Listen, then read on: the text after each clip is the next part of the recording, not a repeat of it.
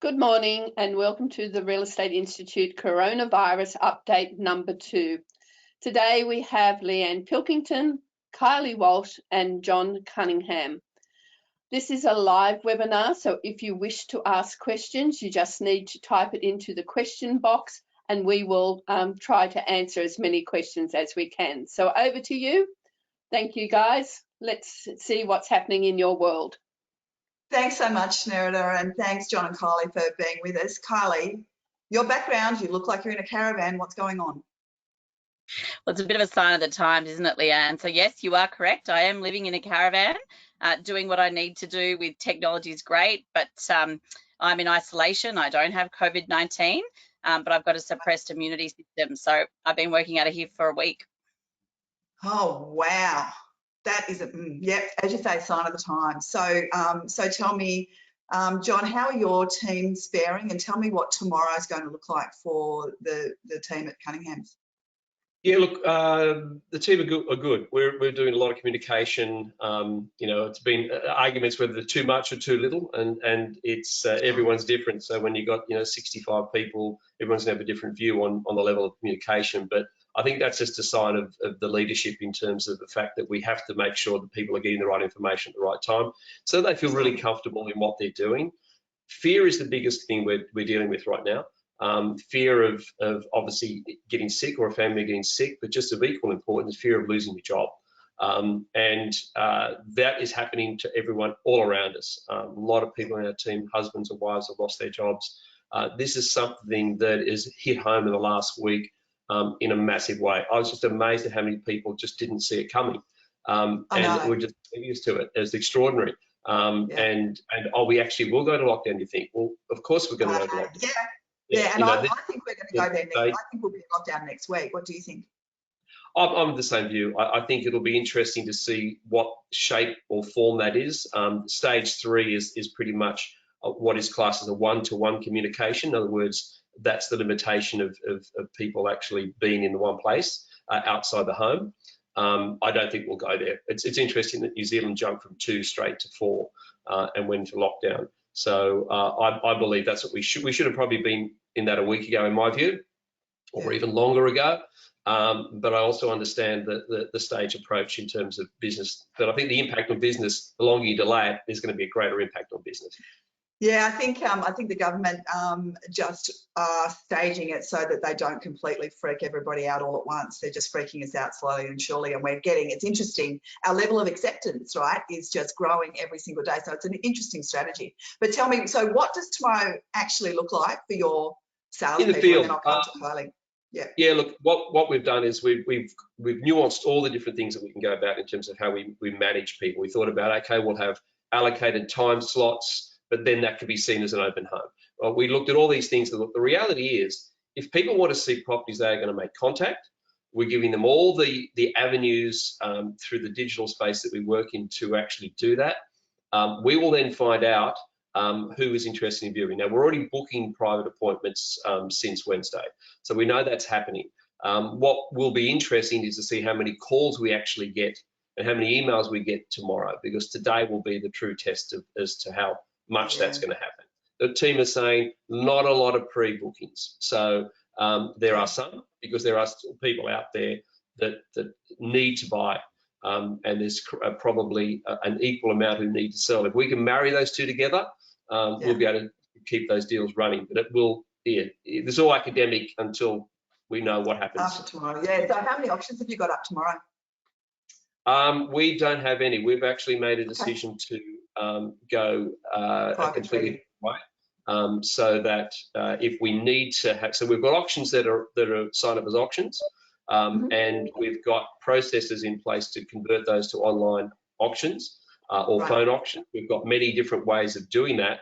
What we want to find out is who we've got. In other words, who's actually in a position to bid at those auctions and make it. So they're the decisions we're making today. So we're not saying this online auction will take place at this time. We want to find out who we've got. We want to facilitate outcomes that are comfortable for all the parties concerned, not what's comfortable for us. So that's really been on a one-to-one basis with our buyers and one-to-one basis with our sellers to make sure that we are facilitating the best possible way. In other words, we're not going to alienate or isolate anyone. We're going to find out the best way to transact this deal. Yeah, that's smart. Kylie, tell me, how's your team going across Sydney? Look, energy is really good. I think John's right. Is, you know, are we over communicating? Are we under communicating? We put lots of different platforms in place, particularly over the last week. I think the penny dropped for a lot of people on Saturday, just about how serious this actually was. And then as the media grew and gravitated over the weekend, I think people were like, yeah, wow, this is actually more serious than we thought. This is getting real. I think it's getting very real. Property management, I think, probably been more prepared over the last month and put processes in place, and then over the last week it's really been quickly for the sales team adopting and going to technology platforms that have been there for a long time. And if anything, out of this COVID-19, it's made everyone move forward much quicker than what we've been trying to do for probably the last 5 years. That's so true. We've been struggling, right, to get people to embrace technology across the sales field, and it's like, no, it's working okay. And then come Monday, we did a Zoom franchise regional meeting on Monday, and all of a sudden everybody's like, right, what are the option platforms? Okay, how can we do training? And it's like everybody's just doing it all at once. It's actually quite funny to watch, but I think we are going to be in a better place afterwards. So tell me, how many, we will come back to property management in a second. Kylie, have you got auctions happening tomorrow? We have. We're live streaming all of our auctions now. We did our first one on Tuesday night. Worked really well. Again, technology's been sitting there. We haven't been pushed to use it, but now we are. We've just converted all of our auction campaigns over. And depending on what happens in the next couple of days, probably putting more of a push on auctions, to be honest with you. So, you know, we've had a pretty good week, and I realise that could turn off, you know, as soon as we hear about what's happening with government, and so frustrating not being in control, you know, for a lot of us that are high Ds in the industry as well. But I think just making sure that we all stay positive, we collaborate as an industry is important as well. But we have spent a long time, and I know I've spoken to John outside this meeting as well around what we're doing around P&Ls and cash flow, but I think also helping our team with that stuff as well. We did up a little template for our team around, okay, well, what are your fixed monthlies as an individual and family? Because as John said, a lot of our team members have had to close their businesses or out of work. A lot of pressure on at the moment. They're getting slammed every which way. So if we can help them like we are preparing for our business, let them know what we've got from our accountant, what's available through Reef, what they can tap into by maybe working one day less or taking a 20% cut on salary. And what's available. So we've become a full-time counselling service, I would say. Yeah, fair enough. And you're treating people on an individual basis in that space? Depending on the group. So I must say the salespeople are still charging. I'm amazed at the numbers, and it's definitely quality over quantity. Inquiries halved about online from the portals, but I think we've still been averaging about 4 sales a day, and we're just saying to the team, while it's still going, get stuck into it, but over communicate with clients as well. Yeah, that's what I've been saying to people as well. Let's focus on what we can do until we can't do it anymore. Let's not worry about what we can't do when we don't even know when that's going to start. So just, get the deals done. So it sounds like your team are doing that really well, Kylie. Yeah, I think it's like, you know, trying to keep the motivation up for the team, and salespeople working from home, being, you know, tactile and needing to interact. It's really important that I don't think we forget about that personality type as well. For sure. But just over-communicating, every client understands what's going on. So I don't think, you know, fluffing it up, keeping it real, delivering what's really going out is important. But as John said, people need to get a result. People will still list and sell. It's just going to be less, and it's going to be better quality that we're dealing with. For sure. Sorry, John, I interrupted you there.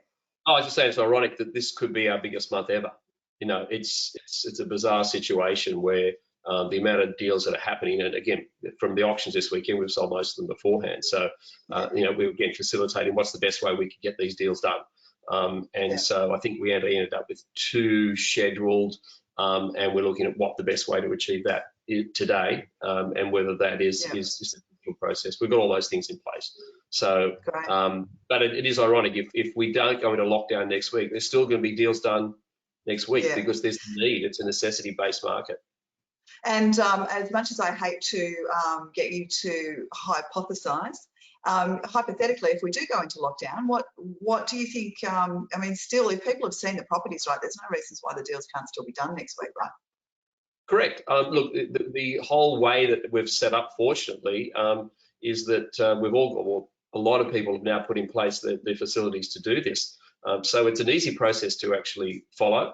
It's all done on glass, and away you go. So whether or not someone's negotiated a deal before lockdown, or whether if they've seen it but they haven't finalised it, that's not a problem. That's a message that we're delivering loud and clear to buyers and sellers, that that's not an issue. And then we're all putting in place the digital experiences. So the walkthroughs, the virtual tours, whatever you want to call them. They've been coined new phrases for these things now, but the reality is we want to do Facebook walkthroughs with vendors, questionnaires, things that people go and take the phone under the house and have a look at it. You've got the pest building report already done.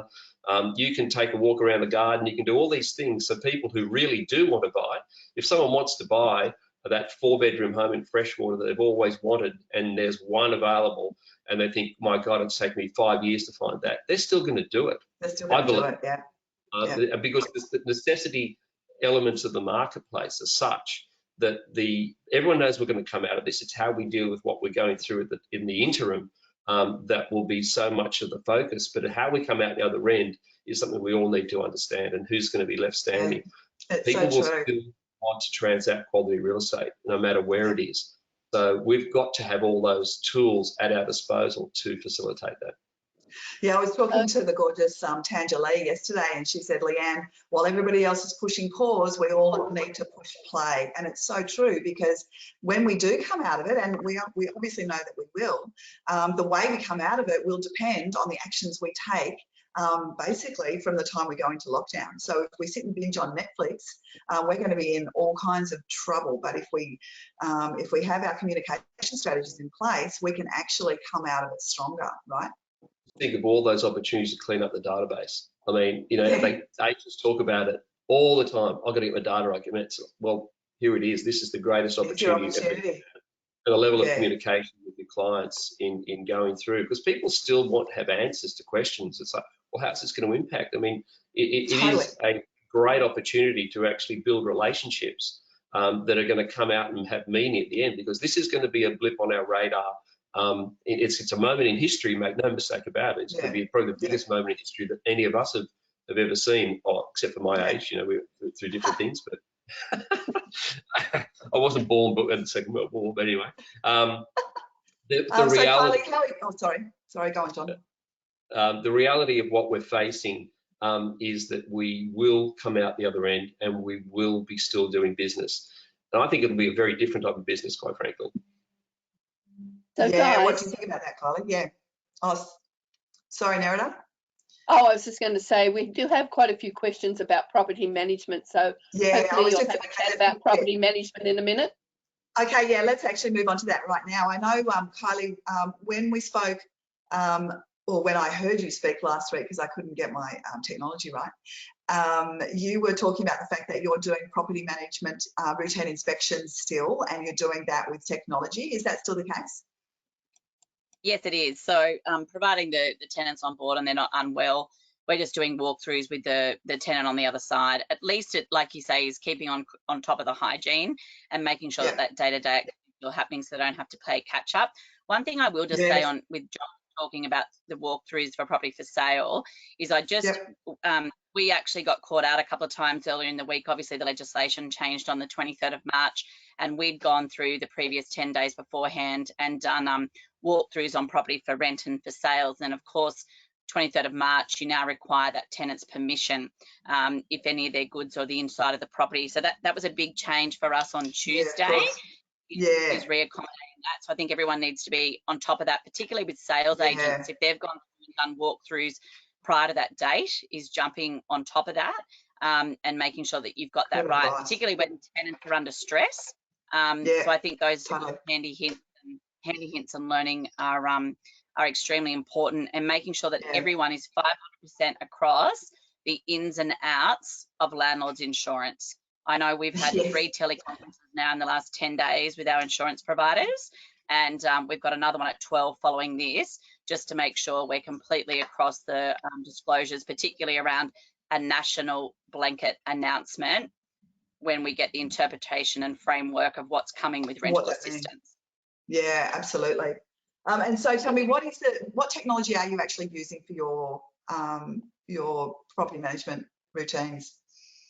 Yeah, so look, we've set up a lot of our tenants on Teams 365, which is our platform. We've been using that a lot because it's easy to record, it's high definition quality. But look, Leanne, as basic as FaceTime, I mean, it's not difficult. I think whatever works, whatever's not a barrier to entry, and whatever is speed to market at the moment. We're having an ops meeting every morning at 9:15, and we find by 12 o'clock it's often changed, or we have to adopt and roll something else out, and we're having a morning and afternoon link up with our property management team. Yeah, that is really smart. It's very fluid, right? So yeah, sorry, Nerida, go. I just got a question. Can we enter into a residential tenancy from a virtual inspection? Great question. I don't think, and correct me if I'm wrong, I don't think there's a requirement to actually have physically inspected the property. Kylie, do you know the answer to that? So my take on it is, and please hold. It's like an interesting one on the sales agency agreements. We can't enter into an agreement unless we've actually inspected the property. It doesn't say how. Yeah, so what we're doing, and whether it's right or wrong, and that's my disclaimer, it's extraordinary times, and I don't think we'd be fine for this at the moment, but what we're doing is we're actually taking an application before anybody inspects.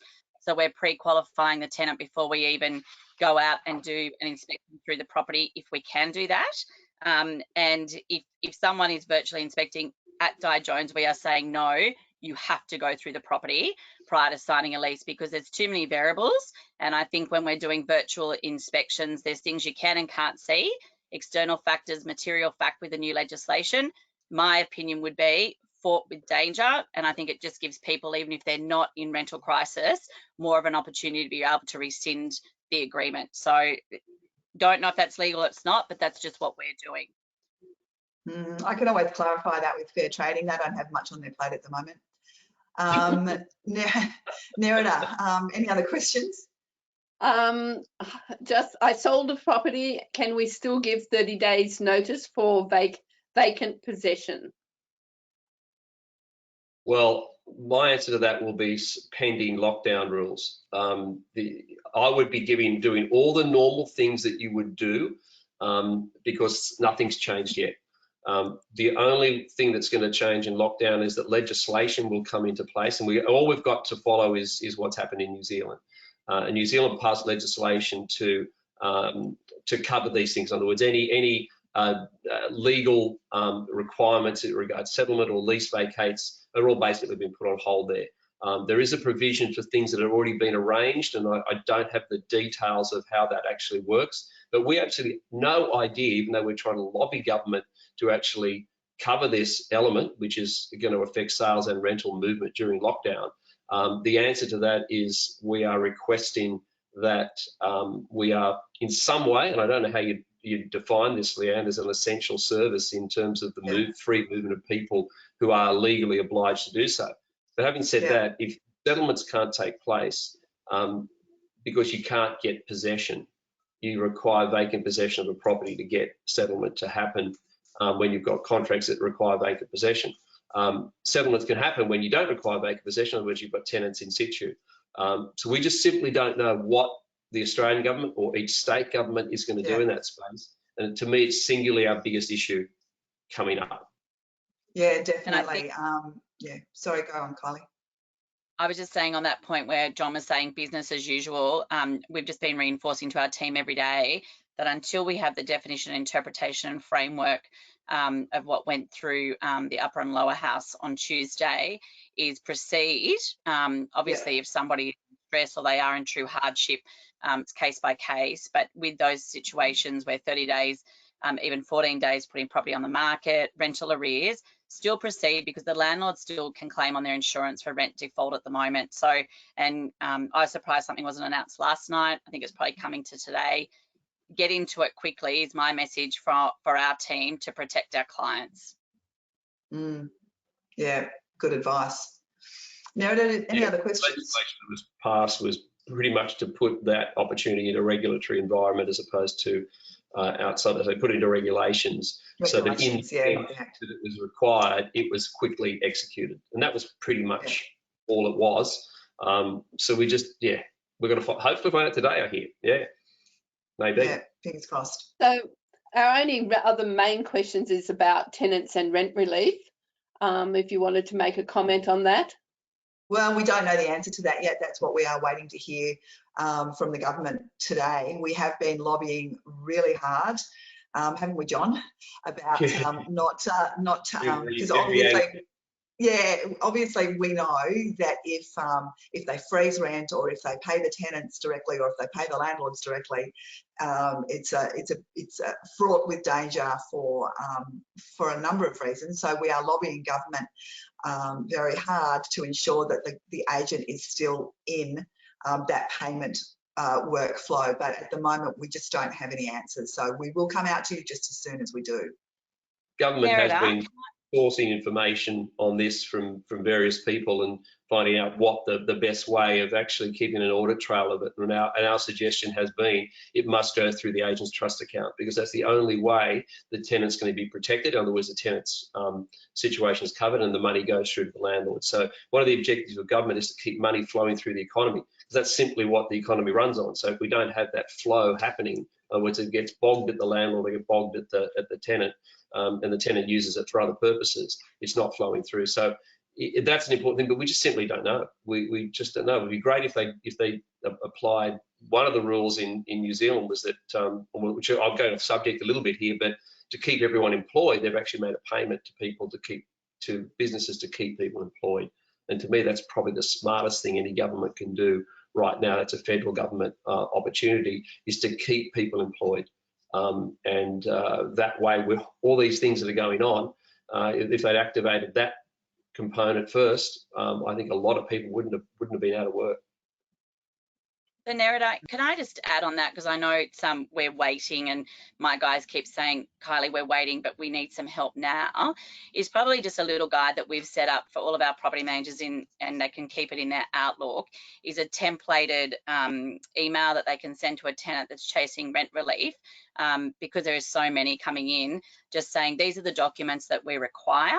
Around a severance certificate, proof that they're not currently working, how long they've been out of work, and putting a proposal forward for the rent reduction they want. And we have a very hard line just saying we will not and cannot give you an answer until we know what's come with the regulations. And I think the other thing that is handy, and you need to make sure that you say this is not advice, is literally just to get the link from the ATO website that tells people what they're eligible for as far as payments.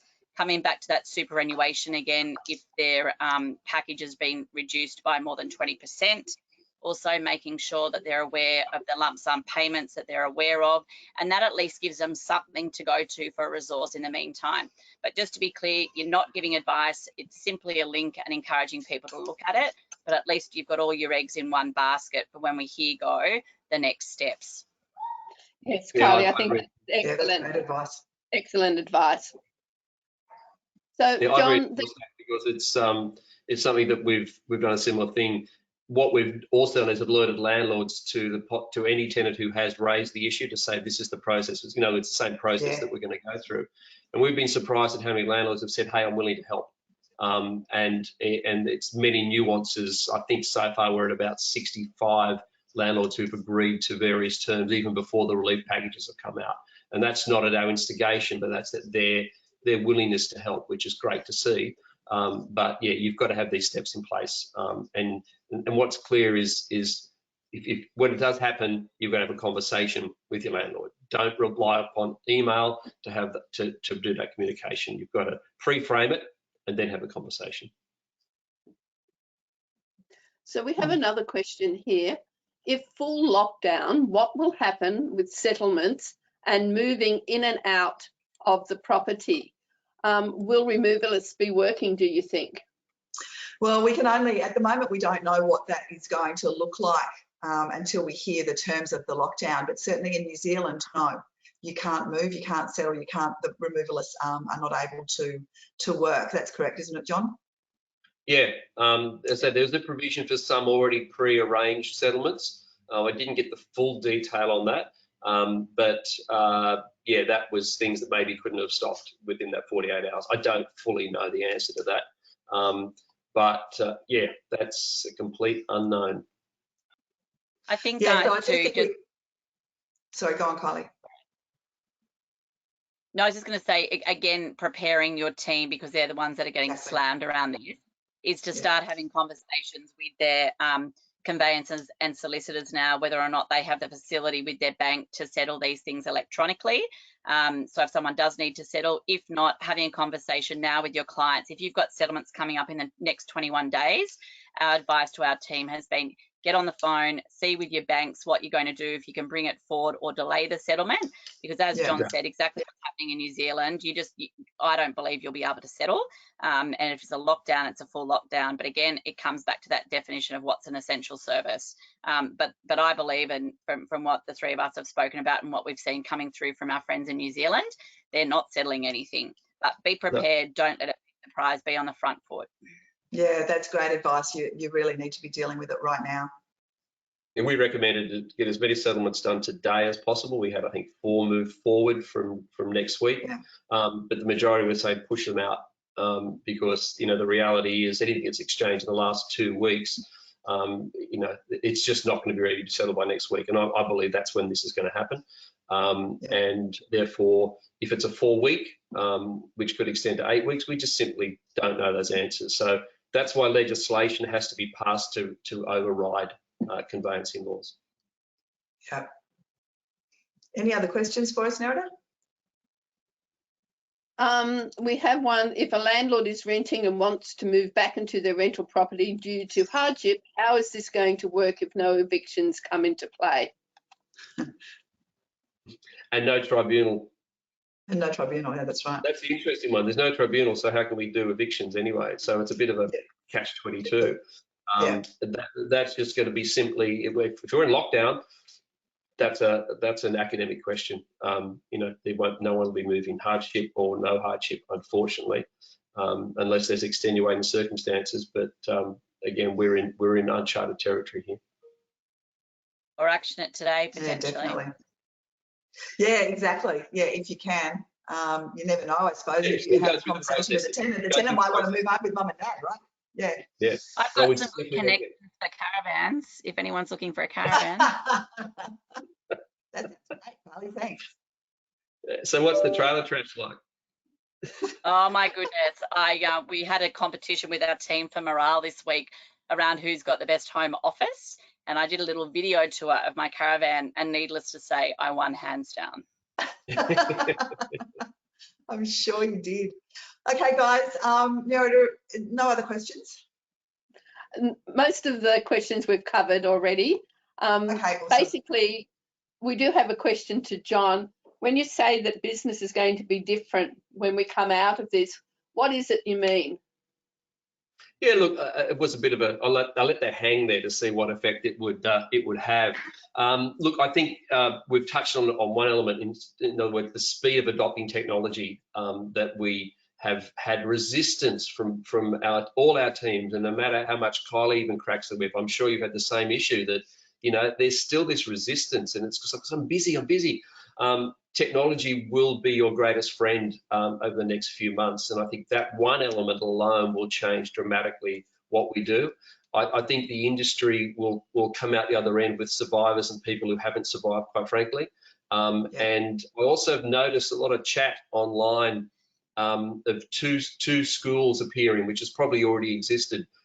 Those that are purely looking insular and saying, how do I protect my business, my world and everything? So no matter how privileged I am or no matter how wealthy I am, it's what am I going to protect this space? And saying, don't let tenants dictate terms to you. You've got to do this or this. It's like, I hope we come out of more compassionate people. I really do. Yeah. I think there's something in our world that we need this big kick in our ass, quite frankly, to wake up to the fact that we're all human and we're all here to help each other. And I hope that change will have an impact not only on this industry but society in general. So that's my little soapbox. How's that? Yeah, that was awesome. I loved that. Kylie. Can I just Yeah. add, we've had a lot of people working from home, and I love leaving handy hints. Can I just, and I'm not getting commission. I was having a lot of trouble at home, and a lot of the team were with internet and Telstra network, for example, dropping out or not being able to get through on calls and technology. I went to the Telstra shop and bought this little Netgear mobile modem with a SIM card. It'll be tax deductible, and everyone should be finding out about those things that they've been buying for themselves during this time. I'm going to get the box if it's okay. Of course. So it's a Nighthawk M2, absolutely fantastic. And if anyone's got any problems with their team being productive, I'd be going and buying a few of these little suckers because I reckon they're going to run out, but absolutely brilliant. Great. Good advice. Thanks, Kylie. Good That's advice. awesome. So you moved the panic buying from toilet paper to Nighthawks. Good job. Other thing on that changing business, I think the other element is, and Kylie just touched on it, the remote working environment. This is putting us, and it falls into the technology bucket as well, that we will see a significant shift, in my view, as a result of this, into a lot more flexible working environments. And a lot of people are already going that way. I know that the guys down at Toop in South Australia have gone that way in a big way. And I think it's starting to filter through into lots of different businesses in terms of where are you working? What is the need to work in different spaces? And we're finding that in our whole property management team is working remote. And business is being carried out in all the normal functions by doing that. Our sales teams are going here, there, and everywhere in a very remote sense to make sure they've got separation in play. So I think we're just going to come out of it in a very different place as to how we conduct our business and what we see is important. I think also the remote auctions will be a bigger player in that space. It'll bring those platforms right into the now, and you could have you could still facilitate live auctions, but you'll have a lot more people bidding in different formats as a normality rather than something new. Yeah, and I think absolutely too, agree. Those handy hints are great, John. The sharing of calendars too, just like something little.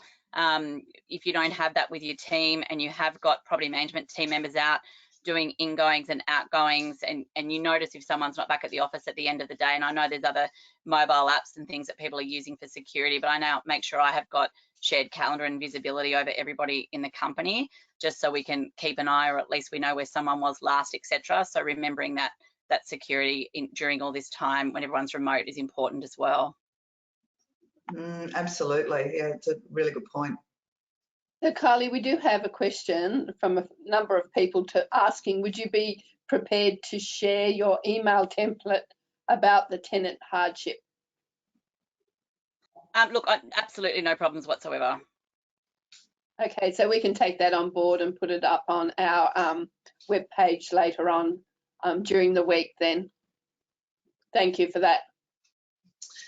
So it is our intention at REI to have one of these every Friday at 10:30 so that everybody knows when to tune in. So if there's anybody in particular that you want to hear from and understand what they're doing in their businesses, obviously, as we've said, it's a very fluid situation and things are changing, not even day by day, they're changing minute by minute. So please just let us know if there's somebody in particular you'd like us to talk to. Is there anything that we haven't covered, John and Kylie, that you'd like to talk about? There's been a lot of talk, and Kylie, I've had conversations, and it's been probably a big part of the principals level conversations out there in terms of continued employment or employment continuity, we call it. And I think that's something that a lot of people are enacting already in terms of reducing working hours. There's also another consideration that there may be whole departments that can't in effect work, and I think it's really important that everyone looks at what fair work rules are in place in relation to redundancies, in relation to where Fair Work fits into the scheme of things. This is something, as all our business owners are, we all want to keep people employed. We want to keep people going, and there's work that still needs to be done. You look at property management, for example, that's work that just has to keep going.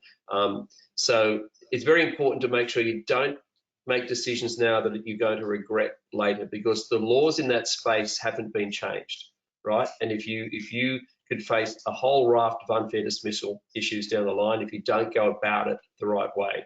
So REIF is going to be a very important player in this space. They're putting out great information already.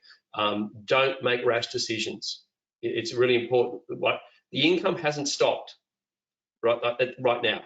Would that be fair to say? Settlements are still happening. Income's still coming in. Make sure that you make rational decisions that come into play when they're appropriate. And that you've actually fully thought them out, you've sought legal advice, because the last thing you want to do is make a rash decision today that's going to come and bite you big time later. Yeah, and the reality is that we are going to come out of this, and we're going to come out of it, particularly the property managers are going to be absolutely flat out leasing vacant properties and all of that sort of thing when we come out of this. Salespeople are going to be scrambling to get listings and to make sales as fast as they can. So if you've got good people on your team, just think about the strategies that you can employ to actually keep them on the team, and just be open, talk to your people, and definitely engage with REIF if you're a member, and if you're not, why not? Yeah, we will all get out onto the other side of this. We will. Absolutely, we will. Kylie, did you have anything to add? Yeah. Sorry, I'll just interrupt for a second. Sure. I've just had one of our listeners say that NCAT has launched a new coronavirus information webpage that should answer all of those termination questions that have come through. Oh, that's great. Thank you. We've been waiting for that. That's awesome. And I think just we almost as an industry need to make this an "Are you okay?" period. Reaching out to people in the industry and collaborating. I mean, I know everyone on this conference call is always happy to share and collaborate. I think we should be doing more and more of it. We're all producing pretty well the same templates and documents, and we should be sharing. Whether or not there's something the REI can do to help facilitate if we've got things to upload and help share to take a bit of the pressure off officers, I think would. I'm sure we you mentioned earlier. Yeah, great. So Leanne, you mentioned earlier about Tenja Jones has launched a, give me a call and I'm here if you need to talk to someone. There's another fellow by the name of Darren Cole that's done the same thing. I think we need to let members know about that as well, because it's a very tough time out there, and I'm very concerned about the health and well-being of the industry. Yes, absolutely. That's a really important point. So I've spoken to a lot of the coaches in the last week. Obviously, they've lost pretty much a fair percentage of their income as well, but they are all very, very happy to help and to talk people through issues. So yeah, it really is a matter of reaching out. There's somebody there that can help you. Just reach out. Absolutely. And look, it's going on a lot, and it's good to see, because it's quite often just a simple reassurance that heading in the right direction was trying to singularly focus down. There's a great thing Michael Sheargold just told us this morning. So many people are focusing on what they can't do as opposed to what they can do. And I think that's the most important thing to shift from that area, is that there's been so much of what we can't do this, we can't do this, we can't do this. Okay, what can we do right now to actually plan for the future? What can we do right now to actually get the best outcomes for our clients right now? What can we do? What can we do? And that enables you to shift the focus back onto that space. And I think just sometimes saying those little things, even those little hints, as you call them, handy hints, Kylie, they're just little things that help. Just little things that help. It's recalibrating, it's reshifting, it's that mindset shift that's needed to just go, oh, okay, thank you. I just needed that clarity, move on, because it's not like I can give you a plan for the next month. We don't know what the next month looks like. All I can do is give you a plan for today, right? And then not even for today, John. You can give us a plan until the government makes its next announcement, and then that plan's ripped up and we have to start again. Well, exactly. That's what we just have to be okay. Yeah, that's right. We have to be okay in this really fast-moving, changing environment. So Kylie. I just bit of it, like, again, another handy hint. We've focused the last 3 days on tapping into private landlords and Airbnb, and have signed across all the offices in excess of 40 new business. People want an agent, they want the advice, they don't know, they want to move from the Airbnb model to permanent tenancies, and then the private landlords. So if you've got salespeople that haven't got much to do at the moment, then they could help with that. But the BDM should be absolutely flat out, in my opinion. Yes, I've had a few of my business owners saying to me in the last day or so that they couldn't believe how many new properties they've signed up as management. So yeah, that's really great advice. Yeah, the former B&Bs we call them. Yes, exactly. Well, I am mindful of how much everybody has got on their plate today. So if there aren't any other questions and if there's no other tips or comments that our panelists want to make, last call, people. No, all good. No, okay, all good. All right, thank you so much, both of you, for being so prepared to share your time. We really, really appreciate it. So if you don't want us next week, we'll be put out to pasture, but if you do, we're happy to come.